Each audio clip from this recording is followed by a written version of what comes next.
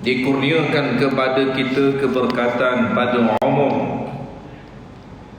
Mudah-mudahan kita harapkan pertemuan kita mengundang rahmat dari sisi Allah yang bakal memberi keuntungan pada hari kita bertemu dengan Allah Subhanahu wa ta'ala di yaumul mahsyar nanti insya-Allah. Kuliah maghrib pada malam ini kita menggunakan kitab Qalbun Salim, syarah kepada kitab Penawar Bagi Hati yang dikarang oleh Syekh Abdul Qadir bin Abdul Muttalib Al-Mandini rahimahullahu ta'ala. Kemudian sesi kedua, jika ada masa, kita menggunakan kitab Uqudul Lujaib.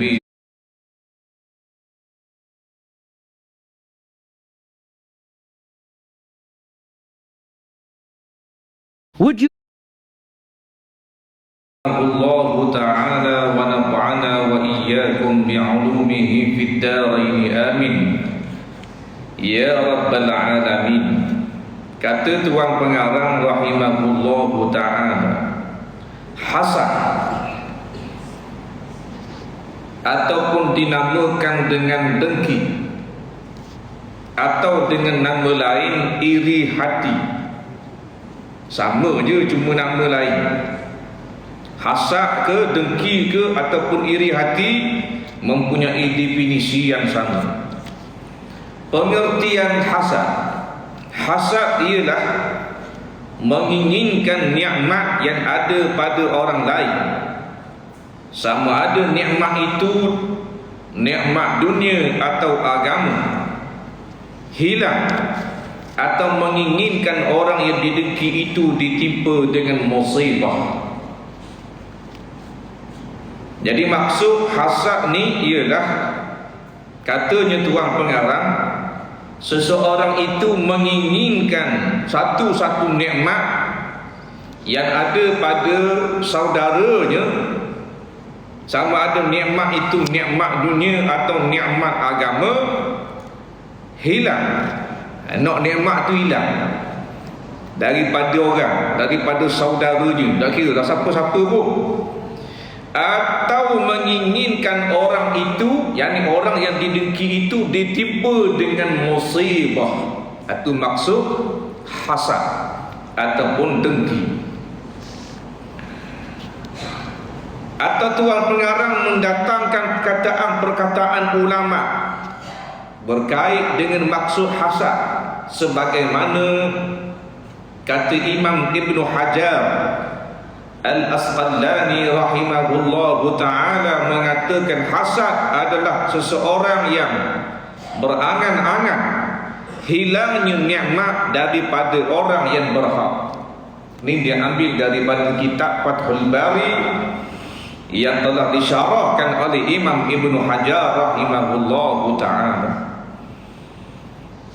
Ataupun kata Imam Nawawi rahimahullahu ta'ala, hasad adalah seseorang yang berangan-angan hilangnya nikmat daripada saudaranya, sama ada nikmat agama ataupun nikmat dunia. Diambil daripada kitab karangan Imam Nawawi sendiri, Riyadhus Shalihin. Atau yang disebut definisi hasad ini oleh Imam Al-Haddad rahimahullahu ta'ala. Apa kata Imam Al-Haddad? Arti hasad atau dengki ialah apabila seseorang itu berasa sempit dan serba salah di dada dan di hatinya, sambil kurang senang terhadap nikmat yang dikurniakan Allah Ta'ala kepada salah seorang hambanya, sama ada dalam urusan agama maupun urusan dunia. Sebaliknya, jika dia mengharapkan agar nikmat itu terhapus daripada orang itu, dan kalau boleh biarlah dia saja yang mendapat nikmat itu, meskipun hal itu mustahil berlaku. Dalam kitab Nasihat Agama dan wasiat imam. Nampaknya definisi yang didatangkan oleh tuan pengarang berkait dengan hasad ini daripada imam-imam yang mu'alim lagi mu'tabar adalah lebih kurang je. Iaitulah mudah-mudah cakap hasad atau dengki ini kita berasa sakit hati, dak sedap hati, sepik dada bila melihat saudara kita mendapat nikmat. Jadi kita dok seronok, kita dok suka dia dapat nikmat, kita benci dia dapat nikmat. Dan kita nak nikmat itu dua. Sama ada yang pertama nikmat itu tercabut daripadanya atau nikmat itu dapat ke kita. Itu maksud hasad. Itu maksud dengki. Maka apa hukum hasad? Hukum dia menapa? Hukum seseorang itu ada sifat hasad dalam hati dia. Hukumnya adalah dosa besar. Sesiapa yang hasad terhadap saudaranya, maka hukumnya adalah dosa besar.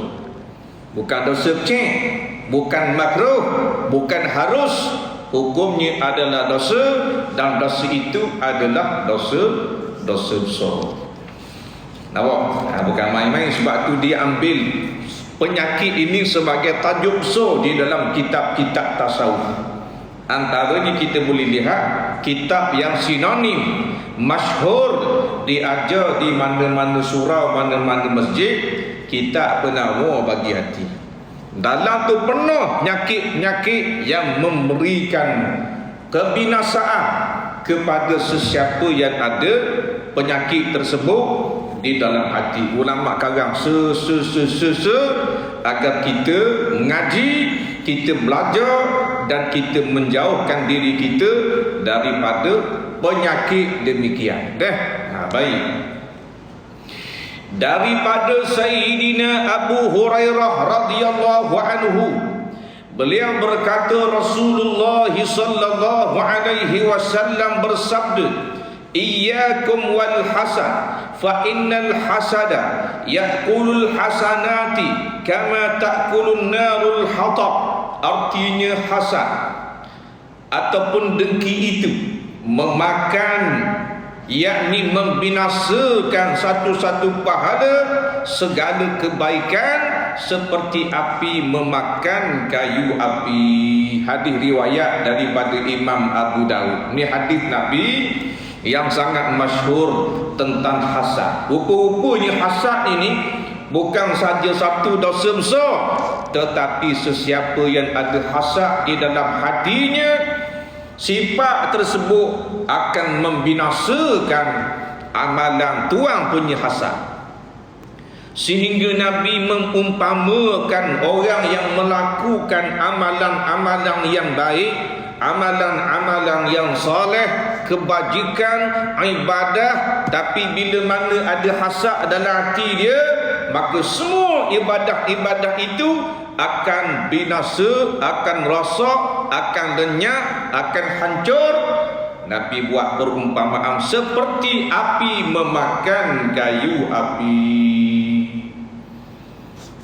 Jadi bukan barang-barang nyakit hasad ni, deki ni. Janganlah kita deki sama-sama kita. Nak buang tu payah, dia kata. Memang payah. Jikalau tidak ada ilmu, bila ada ilmu, jadi tak payah dah lah. Aku tak faham mana kalau kita musafir, kita musafir, kita tolak daripada gong Tok Nasik ni. Lepas tu kita nak pergi Kuantan, kita nak pergi Mamang, kita nak pergi Kuala Lumpur. Nampak? Dan masa mana kita boleh jamak kosong? Kita faham. Boleh ke tak kita nak jamak kosong rumah? Kita nak semayang lalu. Orang bang tu kita semayang lalu, kita jamak siap-siap. Boleh ke tak? Padahal benda ni sangat-sangat mudah jika ada orang mengaji. Dan kadang-kadang mengaji dah, tapi tak ingat. Nampak? Jadi dia ingat dah. Kita nak pergi Kuala Lumpur Ustaz 10 hari. Siapa Kuala Lumpur tu kita boleh jamak kosong nak pergi. Benda ni kalau orang ngaji sama dak, dia tahu dah lah. Nah, apa itu muqim, apa itu mustautin? Berapa hari kita boleh jamak qasar? Nah, dengan niat kita duduk pada satu-satu tempat itu berapa hari? Kena ngaji. Tapi bagi orang dak ngaji dia kata mana? Cerewet Islam. Ayolah. Aku pada ni dak tinggi 4 jamak qasar. Sebab dia tidak duduk di dalam majlis ilmu. Kemudian kata tuan pengarang rahimahullahu ta'ala,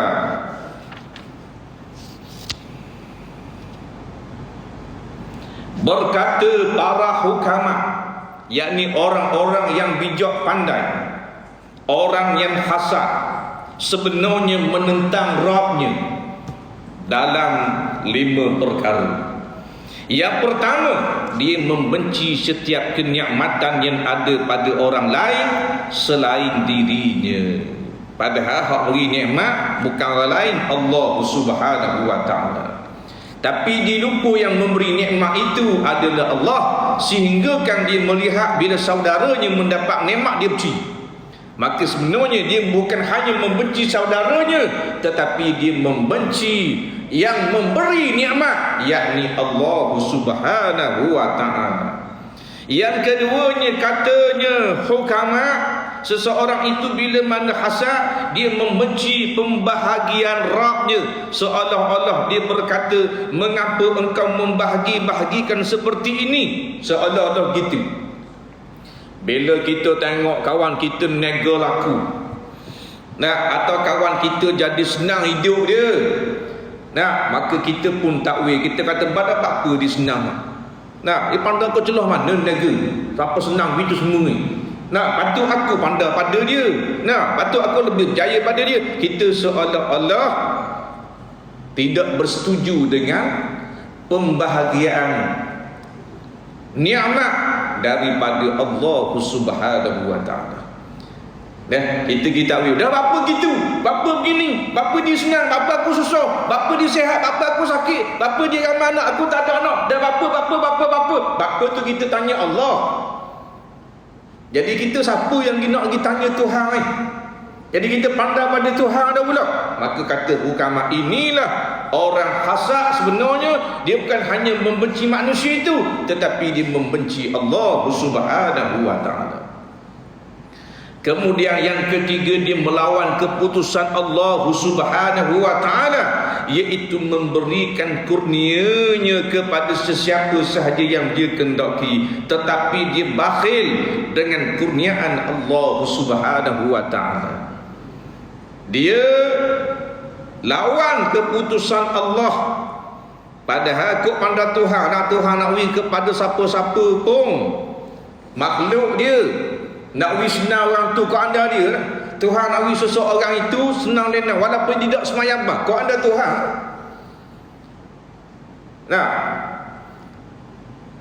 Jangan kita dengki. Lepas tu kata ulama-ulama, sekiranya kita dengki kepada seseorang, andai kata dia itu adalah ahli syurga, kalau orang tu ahli syurga, kenapa kita nak dengki kepada ahli syurga sedangkan dia adalah orang yang baik?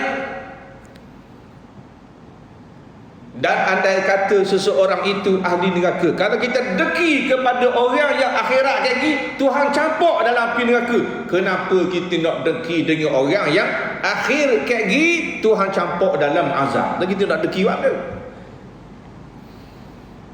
Kalau dia orang baik, dia ahli syurga, maka bila dia ahli syurga, dia kawan kita, dia saudara kita, yang akan duduk dengan syurga bersama-sama dengan kita.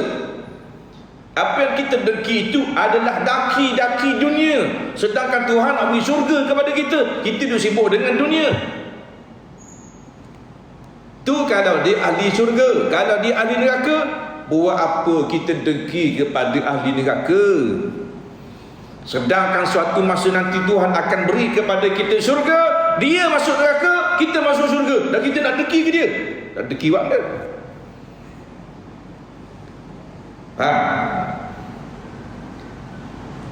Maka yang seterusnya katanya hukama, dia menolong musuh Allah, iaitulah iblis laknatullah. Seseorang itu bila mana dia dengki, sebenarnya dia telah menolong akan musuh Allah Subhanahu wa taala. Syaitanlah yang nak kita ada sifat dengki dalam hati kita. Kerana syaitan ataupun iblis, cita-cita mereka adalah nak kita ni duduk dalam api neraka sama-sama dengan dia. Itu cita-cita iblis, cita-cita syaitan. Nak suruh kita sesat, nak asuh kita supaya jangan semayang. Kita tu imam tu bila tu siap, memang kita semayang punya. Nak asuh kita supaya jangan keluar zakat, jangan puasa Ramadan. Kita tu leban, kita ahli masjid. Lepas tu nak hasut awak guna biar rasa ibadat dia ni, pasal kuat sangat awak ibadat. Antaranya biar ada sifat hasad, sifat dengki di dalam hati kita, agar semua ibadat-ibadat yang kita buat selama ni jadi punah, jadi rosak, jadi hancur, haba'an mansura, jadi debu-debu yang berterbangan, yang menatijahkan last sekali kita akan masuk ke dalam neraka Allah Subhanahu wa taala.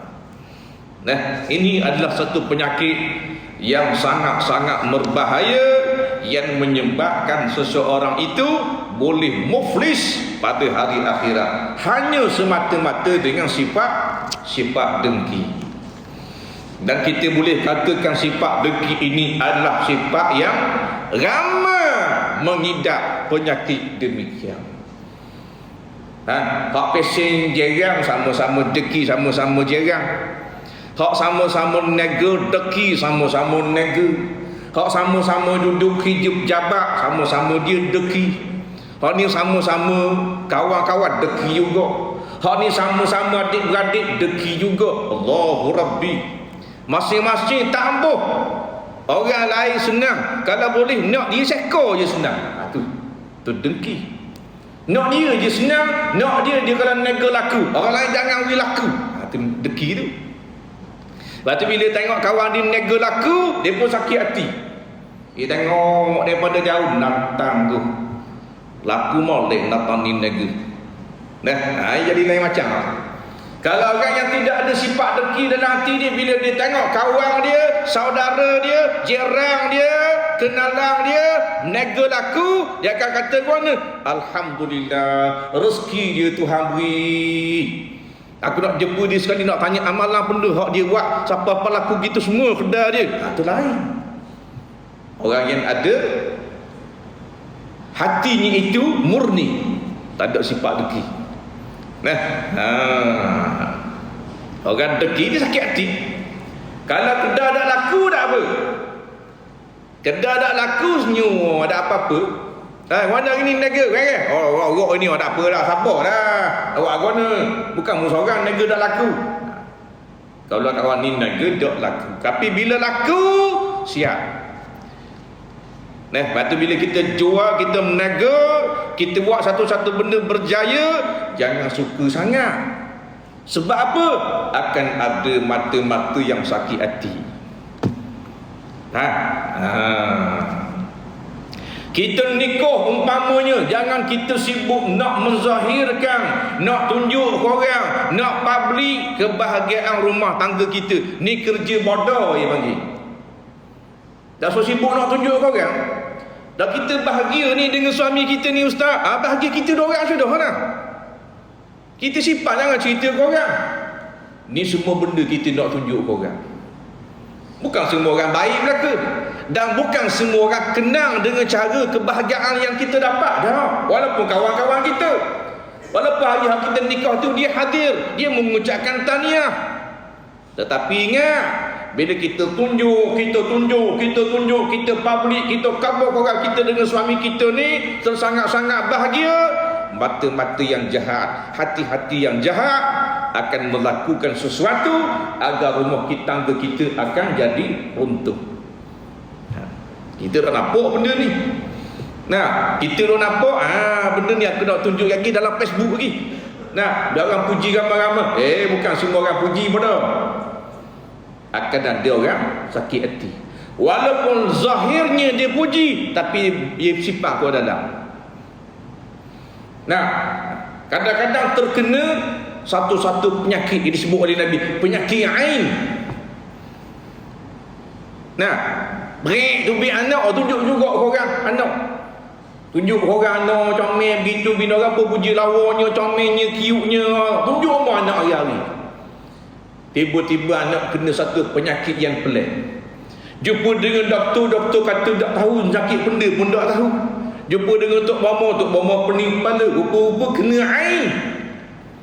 Sebab apa kena ain? Sebab ada mata-mata, hati-hati yang sakit hati melihat apa yang kita zahirkan. Kebanyakannya berupa nikmat. Sama ada nikmat suami atau isteri atau nikmat anak. Macam jangan tunjuk orang sangat. Nah, kita nak sibuk tunjuk orang tak suruh puji. Macam zakar ada anak. Nah, tak suruh tunjuk. Jangan duk sibuk ambil gambar sangat. Nak ambil gambar boleh, nak ambil video boleh, tapi untuk simpanan kita. Bukan untuk dipertontonkan kepada seluruh dunia tentang kehidupan kita. Nah, ini berarti biasa penyakit gini adalah penyakit yang terkena pada perempuan-perempuan. Penyakit gini orang puan ramai. Nah, tunjuk tu, tunjuk ni, macam-macam nak tunjuk. Kalau hari jadi dia, suami dia beri hadiah, dia sibuk nak tunjuk orang. Nah, alhamdulillah suami ai beri hadiah. Itu tunjuk, ambil gambar. Syukur pada Allah. Padahal hak tujuannya nak tunjuk big tangan tu je. Nah, ambil gambar begitu begini. Ai tak minta pun big mahal-mahal gini. Bukan seorang dua tengok tu tak? Beratus-ratus, beribu-ribu. Lepas tu juru harap belaka. Nah, lepas tu kena satu-satu penyakit. Baru lah. Nah, kedai kita laku, kedai kita tak laku, jangan kebau orang. Nah, pilih-pilih orang adik kalau nak kabur. Ni habis kabur orang. Nah, bila kita kabur orang, maka kita kena bersedia untuk menghadapi musuh-musuh yang akan dengki dengan perniagaan kita. Nampak? Kemudian katanya tuang pengarang lagi, sabda Nabi sallallahu alaihi wasallam, warda bima qasamallahu lak takun aghnan nas. Kata Nabi, terimalah apa yang Allah Ta'ala berikan kepadamu, nescaya engkau menjadi manusia yang paling kaya. Hadis riwayat daripada Imam Ahmad dan Imam At-Tirmizi. Apa jua pemberian daripada Allah Subhanahu wa Ta'ala, warda, terimalah, redha. Jangan cakap banyak, jangan kata sikit, jangan kata gini je. Jangan, terima dengan hati yang redha. Nampak? Bersyukur semua. Walaupun kita makan hari ni lauk dak macam mana dak lah, macam orang alhamdulillah. Kerana di sana ramai mana saudara-saudara kita, bukan kata lauk nasi tak ada. Redha dengan pemberian Allah Subhanahu wa Ta'ala. Tuhan beri kepada kita kesihatan, alhamdulillah. Nah, biarlah tak gagah macam orang muda pun, tapi boleh berjalan, boleh mari masjid, alhamdulillah. Jangan banyak sangat merunguk. Itulah kita ada penyakit, tapi jangan duk sebut-sebut sangat penyakit kita ni. Nah, hidup sebut hamba habis putus jari bila penyakit. Allah hamba gitulah. Penyakit ini, penyakit ini, penyakit itu, penyakit ini. Habis kena belaka. Tak kabarlah korang. Nak kabar penyakit, kabar kepada Tuhan. Kerana sifat merungut ni sifat dak malik. Apa? Dan kadang-kadang bila kita banyak sangat duk sibuk merungut tentang kekurangan nikmat, itulah yang menyebabkan nikmat itu lari daripada kita. Sebab kata ulama-ulama, syarat ataupun cara kita nak tambah satu-satu nikmat agar bersama dengan kita lama dan bertambah nikmat tersebut, kita tambah dengan tali yang kukuh. Maka tali itu namanya syukur kepada Allah Subhanahu wa taala. Nikmat, satu-satu nikmat kita dapat. Bagaimana kita nak dapatkan nikmat ini kekal, bahkan kita nak Tuhan tambah nikmat ini? Syukur. La in syakartum la azidannakum wa la in kafartum inna azabi lasyadid. Kalau kamu bersyukur atas pemberian daripadaku, kata Allah, aku akan tambah, la azidannakum, aku akan tambah, aku akan tambah, aku akan tambah. Walau kamu tak sedar aku tambah ke mana. Nah, tak mesti tambah dari sudut jumlah harta, tapi ditambah dengan jumlah keberkatan pada umur, ditambah dengan kesihatan yang baik, ditambah dengan kebajikan yang bertambah. La zidannakum. Itu nampak kau harta je. Nah, Tuhan jadikan kita jadi mudah untuk melakukan satu-satu amal ibadah. Itu tanda Tuhan memberikan kepada kita nikmat. Kerana nikmat yang paling besar adalah nikmat kita dapat melakukan ibadah kepada Allah Subhanahu wa taala hal keadaan yang mudah. Ramai mana orang yang tidak dipermudahkan oleh Allah di dalam melakukan ibadah. Walaupun hanya 2 rakaat sembahyang, tapi bagi dia amat-amat berat. Bagi kita 2 rakaat dari nak sembahyang, bagi kita nampak macam ringan 2 rakaat pasal kita buat sama. Bagi satu-satu orang 2 rakaat tu berat. Nah, kalau semayang 5 waktu ni ringan, kita akan lihat mana-mana surau, mana-mana masjid akan penuh. Kalau semayang 5 waktu tu ringan. Nah, tapi lihatlah mutaakhirin ini, masjid-masjid dan surau-surau sudah lagi tidak dipedulikan. Hanya segelitir kecil sahaja umat Islam yang sibuk untuk menghidupkan masjid-masjid dan rumah-rumah Allah Subhanahu wa taala. Kebanyakannya dak cara, dak peduli. Nak sembahyang lah, aku sibuk, aku banyak urusan lagi. Kak gi nak pergi situ, kak gi nak pergi sini, kak gi nak jumpa orang tu pula, kak gi nak gitu macam-macam ha. Sebab tu jangan kita pelik satu-satu masjid besar tetapi sembahyang zuhur 4 orang. Pelik apa? Besar masjid tapi sembahyang subuh 2 orang. Pelik apa? Nah, mayang so 2-3 orang, mayang gari 5-6 orang. Kuliah maghrib dak sampai 7 orang kuliah gari. Nah, ustaz mengajar siapa nak coh nak teka. 7 orang. 3 pula tidur. Nah, tinggal 4 diri. Nah, gitu lah nak buat masyarakat. Nah, pasal puasa boleh 2-3 orang. Ni boleh. Tu imam bang, tu imam jadi imam, tu imam lah makmum, tu imam belaka. Dan apa kampung tu ada seorang je? Dah kampung tu ada 600-800 orang ustaz. Dah tu mana? Kerana masyarakat kebanyakannya tidak mempedulikan urusannya dengan Allah Subhanahu wa taala. Mereka mementingkan urusan mereka dengan dunia. Seolah-olah mereka tidak mati, seolah-olah mereka ini dapat bertahan hidup selama 1000 tahun.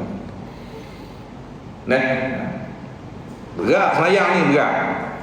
Nah, Allah Ta'ala kata wa innaha lakabiratun illa 'alal khashi'in. Sesungguhnya sembahyang itu kabirah. Rupa-rupanya berat.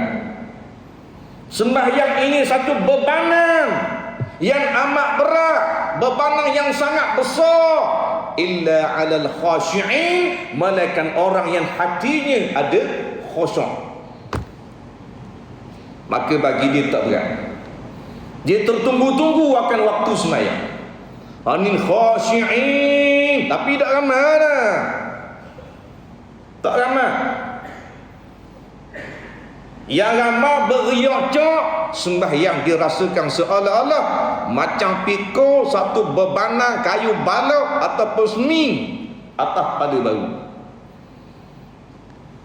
Siapa telinga dengar bang Allah, bangunlah, patah je, beratnya berasa sembahyang. Dan bila dia terpaksa sembahyang, maka dia pun sembahyang hal keadaan seolah-olah macam orang-orang yang begitu malas sembahyang. Pada sembahyang kalau kita ambil lah berapa minit kita sembahyang, 7 minit, 8 minit sembahyang, termasuk ambil wuduk, betul tak? 24 jam Tuhan beri kepada kita, kita bilang. Tuhan minta kepada kita peruntukan waktu hanya 7 minit untuk satu waktu sembahyang. Ambil wuduk 2 minit, sembahyang 5 minit, 7 minit. 7 minit Nah, tetapi 7 minit ini ramai mana berjuta-juta umat Islam yang meninggalkan sembahyang. Hal keadaan hanya satu waktu Tuhan minta 7 minit lah. Tak apalah, mu nak cari dunia, mu nak jadi orang kaya, mu nak jadi presiden, mu nak jadi menteri, mu nak jadi bapak, kau ada lah. Nah, tapi aku minta satu waktu 7 minit lah, supaya mu jadi hamba aku yang bersyukur, hamba aku yang kenang budi. 7 minit. Tiba-tiba 7 minit kita bergaluh juga dengan Allah Subhanahu wa ta'ala. Syurga mana kita nak masuk? Syurga mana kita nak masuk? 7 minit pun kita tak beri kepada Allah Subhanahu wa ta'ala, memang tak masuk syurga ha? Nah, tak masuk syurga. Orang tak sembahyang tak masuk syurga. Satu hari kata Nabi sallallahu alaihi wasallam, Allah Subhanahu wa ta'ala setelah menciptakan akan neraka, Allah menyuruh malaikat Jibril pergi melihat akan keadaan neraka. Nah, bagaimana keadaan di luarnya, bagaimana keadaan di dalamnya, bagaimana bentuk-bentuk siksaan yang ada di dalam neraka tersebut. Jibril pun pergi tengok atas perintah daripada Allah Subhanahu wa ta'ala. Bila Jibril tengok, Jibril lihat, Jibril menamati keadaan neraka ini, Allah takutnya, kata Jibril. Maka Jibril pun keluar daripada neraka, pergi menghadap Allah Subhanahu wa ta'ala. Ya Rab, wahai Tuhanku, demi kemuliaan-Mu ya Allah, kalau beginilah bentuk neraka-Mu wahai Allah, tidak ada seorang manusia pun yang mahu masuk ke dalamnya, sebab terlalu ngeri, terlalu azab, terlalu hebat seksaan-seksaan yang menanti di dalam.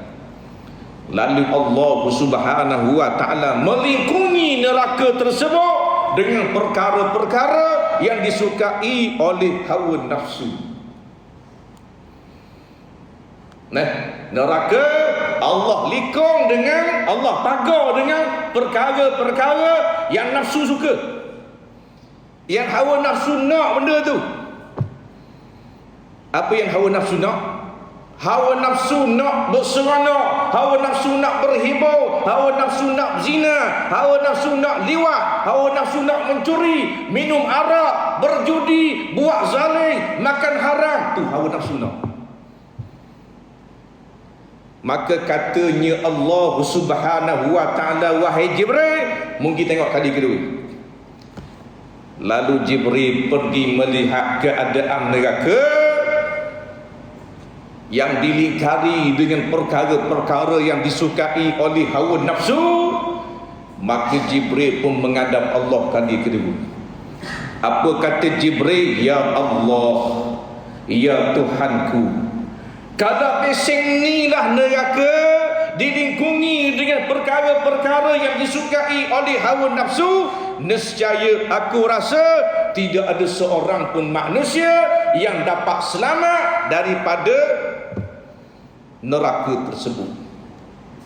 Tak ada orang boleh selamat, melainkan semua pakat masuk dalam neraka. Kerana apa? Kerana sifat manusia sangat taat, sangat suka bertuhankan hawa nafsu. Kata Jibril alaihi salam, maka termasuk orang yang bertuhankan hawa nafsu adalah orang yang tidak mahu tunduk kepada Allah Subhanahu wa taala. Jaga baik-baik. Nah, kadang-kadang kita bahasa kita macam ke kemah dah. Nah, kita mayang tak ada bini kita. Bini kita nak bubuh di mana? Nampak? Bini kita semayang ke tak? Bini kita masa ni buat benda ni. Oh, sama-sama dia tengok TV mak tak? Ada mak dia raja lawa, drama tu, drama ni. Dah padang. Dapat syurga lah. Bagaimana keadaan isteri kita bila keluar daripada rumah? Bagaimana pakaian-pakaian mereka? Adakah menepati syarak? Kita sih ada jubah dengan apa dah? Nak tekak ni kata sebeh dah kita. Celah ni kayu sugi. Kita berasa macam kita hebat dah. Dah kita insya-Allah Ustaz kalau mati masuk syurga insya-Allah. Anak-anak kita. Masa ni duduk di mana anak kita ni? Habis bertebarang ni, patah batu buruk, kedas tu, kedas ni, macam-macam, kedas kopi. Tak semayang kedas anak kita no. Anak kita laki-laki, anak kita perempuan semayang lagi masa ni. Allahu Rabbi. Nah, tak ada arah kan? Nah, tak ada arah. Maka kata tuan pengarang rahimahullahu ta'ala, didatangkan pula satu kisah pada zaman Nabi sallallahu alaihi wasallam tentang orang yang dijamin syurga oleh Allah Subhanahu wa taala. Sayyidina Anas bin Malik radhiyallahu an berkata, ketika kami sedang duduk bersama-sama dengan Nabi sallallahu alaihi wasallam, tiba-tiba baginda berkata, sekejap lagi akan muncul seorang laki-laki penduduk syurga. Kata Anas bin Malik, masa kami duduk ramai-ramai congok dengan Nabi, maka Nabi kata, nak tahu tak kaki, sekejap lagi akan lalu seorang penduduk syurga Allah. Nak tengok ke tak? Nah, sahabat kata nak tengok. Tidak lama kemudian muncullah seorang laki-laki dari golongan Ansar.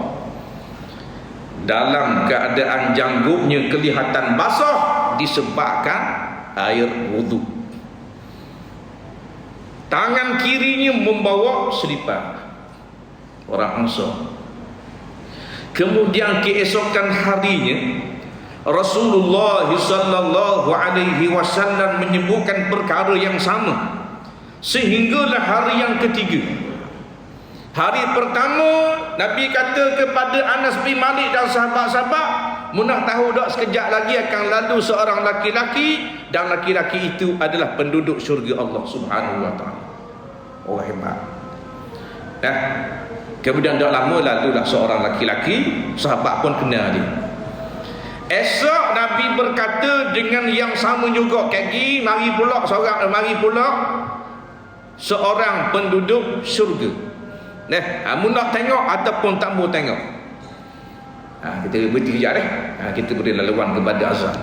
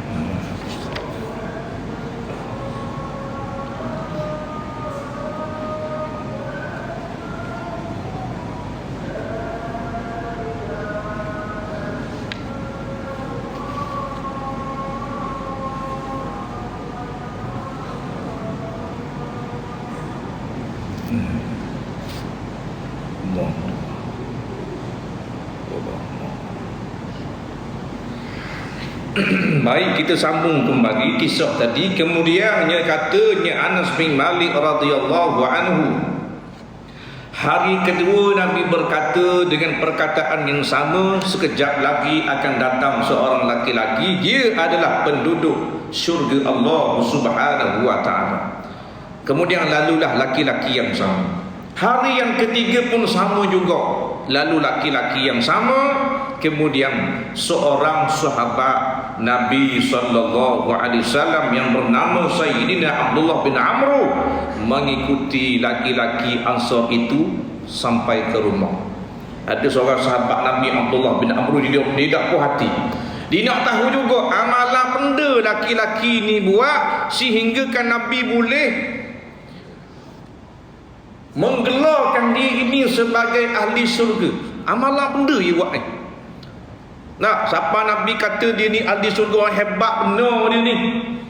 Jadi Abdullah bin Amr ni tak puas hati, dia pergi ikut laki-lakinya siapa di rumah dan minta izin untuk bermalam di rumahnya selama 3 hari 3 malam. Minta izin lah.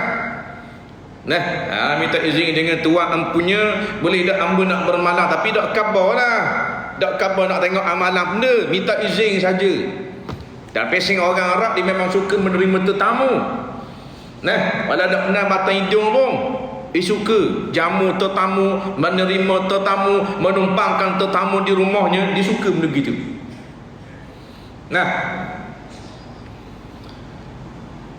Maka dia pun bermalam di rumahnya selama 3 hari 3 malam.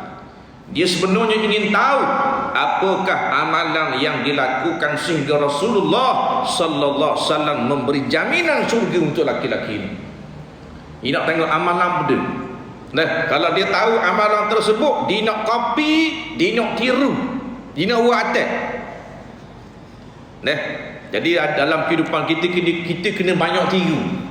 Kita kena banyak tiru. Yakni kita kena tiru benda-benda yang baik-baik. Ni molek ni. Kita kena copy paste. Nampak? Lalu dia pun bermalamlah di dalam rumah laki-laki ini selama 3 hari 3 malam.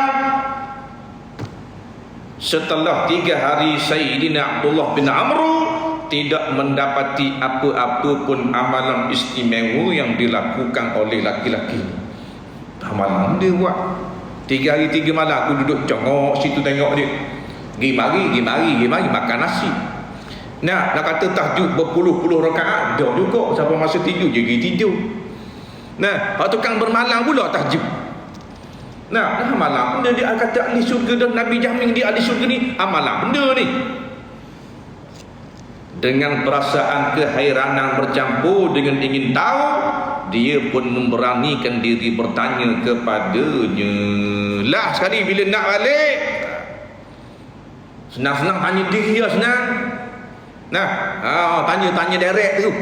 Maka dia pun bertanya kepada laki-laki ini, aku sudah memerhatikan amalanmu kerana aku ingin mengikutinya, tetapi bagiku tidak ada apa-apa keistimewaan pun daripadamu. Aku duk tengok, duk perhati sehari, 2 hari, 3 hari. Kuku ada satu-satu amalan yang istimewa, aku nak tiru atas. Pasal aku nak jadi ahli syurga juga, kata sahabat ni. Sebab Nabi memberi jaminan kepadamu bahawasanya mu ni ahli syurga, tapi aku perhati mu tak ada amalan benda pun. Bukanlah tak semayang pun, bukan, tapi tidak ada amalan istimewa pun mu. Malam benda mu. Tapi tak cakap dengan dia lah. Apakah yang menyebabkan Rasulullah menjamin kamu syurga? Dia menjawab, laki-laki ni jawab. Tengok jawapan dia. Laki-laki ini jawab, aku hanya orang biasa seperti yang engkau lihat. Aku orang biasa je, bukan orang kuat melakukan ibadah. Dah tu. Akan tetapi aku tidak pernah berasa iri hati atau dengki terhadap sesiapa pun atas kebaikan yang Allah Subhanahu wa ta'ala berikan kepadanya. Nak kata aku kuat sedekah, minta maaf banyak aku bukan kaki sedekah. Nak kata aku kuat tahajud, minta maaf lah ambil kurang tahajud, ambil kurang puasa sunat, ambil kurang. Cuma Allah Ta'ala beri kepada aku kelebihan, kekuatan, pertolongan daripada Allah. Hati aku tak berasa deki kau orang. Nah, apabila aku melihat saudaraku mendapat nikmat, aku senang hati, aku tumpang gembira, aku seronok dengan nikmat yang Tuhan beri kepada dia. Sedikit pun tidak ada dengki, tidak ada hasad, tidak ada iri hati di dalam hatiku. Maka rupa-rupanya perasaan itu, sifat itu menyebabkan Nabi menjamin akan laki-laki ini sebagai ahli syurga Allah Subhanahu wa ta'ala. Nampak? Jadi mudah-mudahan kita mengambil pengajaran daripada kisah ini agar kita termasuk di kalangan golongan yang tidak ada sifat dengki di dalam hati. Kalaupun ada, kita kena wajib buang terus pada malam ini, insya-Allah. Dan Ustaz sebut tadi awal-awal tadi, kalau deki ilicing belaka amalan-amalan, dan selama ni kita deki lagu mana amalan-amalan kita? Ulama menjawab, begitu bertaubat kepada Allah dan kita minta dengan Allah Subhanahu wa ta'ala, mudah-mudahan amalan-amalan kita sebelum daripada ini dikembalikan dan diberi semula akan pahala di sisi Allah Subhanahu wa ta'ala. Wallahu subhanahu wa ta'ala a'lam. Bismillahirrahmanirrahim. Alhamdulillah rabbil alamin. Wassalatu wassalamu ala asyrafil anbiya'i wal mursalin sayyidina Muhammad wa ala alihi wa sahbihi ajma'in. Allahumma zayyina bi zinatil Qur'an wa akrimna bi karamatil Qur'an wa shamilna bi sharafatil Qur'an wa albisna bi khinatil Qur'an wa adkhilna al-jannata bi syafa'atil Qur'an wa 'afina min kulli bala wa 'adzabil akhirah bi hurmatil Qur'an. Rabbana atina fid dunya hasanah wa fil akhirati hasanatan wa qina 'adzaban nar. Sallallahu ala sayyidina Muhammad wa ala alihi wa ashabihi ajma'in. Walhamdulillahi rabbil alamin.